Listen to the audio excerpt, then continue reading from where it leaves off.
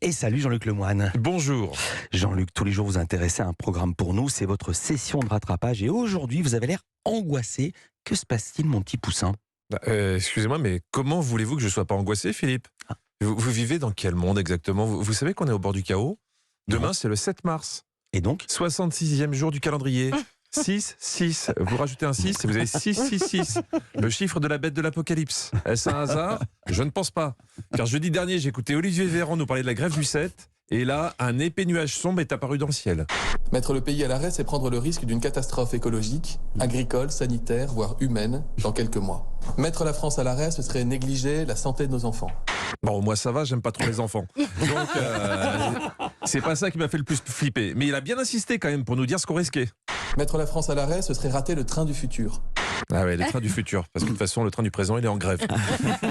Donc j'étais fébrile. Mais je me disais qu'il exagérait, Olivier. Un peu drama queen. Et puis ce week-end, j'ai vu ça sur le Twitter du jeune député Louis Boyard.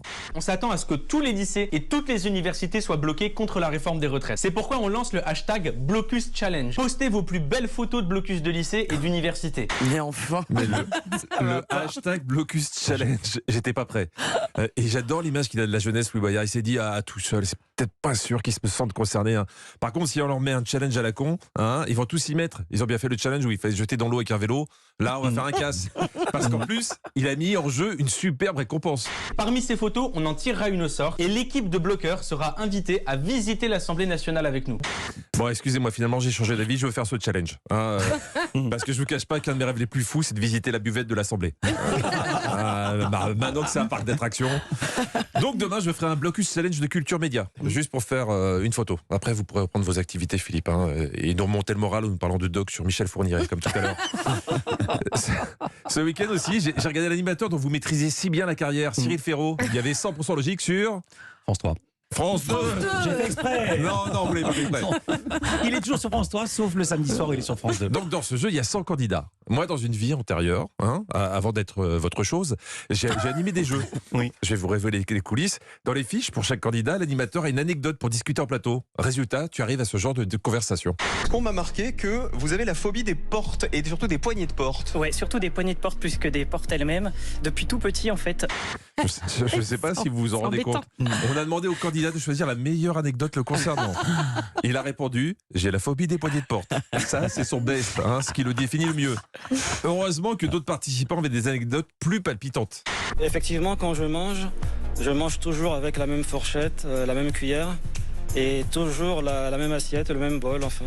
Mais vous en avez plusieurs, rassurez-moi, à la maison quand même. Ah oui, mais je les utilise pas. Avec ce genre de témoignage, finalement, je commence à croire à l'apocalypse d'Olivier Véran.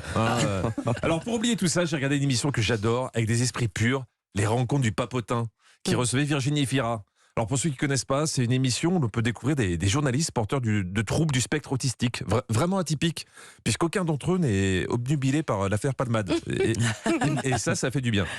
Alors, c'est une autre façon de bosser, Philippe. Vous allez voir, on vous a vu à l'œuvre avec Cyril Ferraud. Les journalistes du Papotin, eux, il n'y a aucun détail qui leur échappe. C'est à la limite flippant. Ta maman s'appelle Karine, oui. Et ton papa il s'appelle André. Oui, et tu as une sœur, demi-sœur, elle s'appelle Héloïse. Oui, c'est vrai. Et ton frère il s'appelle Édouard. Oui. Et je connais ton digicode. Ouais, quand t'es au Papotin, tu sais que tout peut sortir. Même des questions que d'habitude, les journalistes ont du mal à poser et on se demande pourquoi. On va enchaîner avec Rudy. Quand tu étais ado, est-ce que t'as te faisais popo au cœur quand on t'appelait pute? Ah, pute? Ah oui, carrément. Olivier Benkemoun, vous qui êtes dans le Cinoche, prenez-en de la graine pour vos interviews. Cette anecdote. C'est ça, pute, ça peut paraître agressif, mais si vous dites bobo au cœur avant, ça passe. Et essayez avec Catherine Deneuve ou Isabelle Huppert la prochaine fois. Et je voudrais finir par ce super moment entre Virginie Efira et un des journalistes. Je peux t'appeler ma petite Efira? Oui, si tu veux. Et je peux mettre ma tête sur ton épaule? Oui. Voilà, Philippe, petit conseil pour créer un peu de proximité avec vos invités. Demandez-leur si vous pouvez poser votre tête sur leur épaule et si vous pouvez vous asseoir sur leurs genoux pour terminer l'interview. Vous verrez, tout se passera beaucoup mieux après. Merci beaucoup Jean-Luc Lemoine. 777 c'est demain. Oui, non, 7. Si, le chiffre du diable. Mais aujourd'hui c'est pas votre anniv? Si. C'est vrai. L'anniversaire de Jean-Luc Lemoyne. Bon anniversaire. Regarde-le, il est tout étonné. Bah oui, je suis étonné, je pensais que je comptais pas pour vous. Faites entrer les danseurs vous comptez tellement pour nous. Ils arrivent, vous serez en spectacle le 10.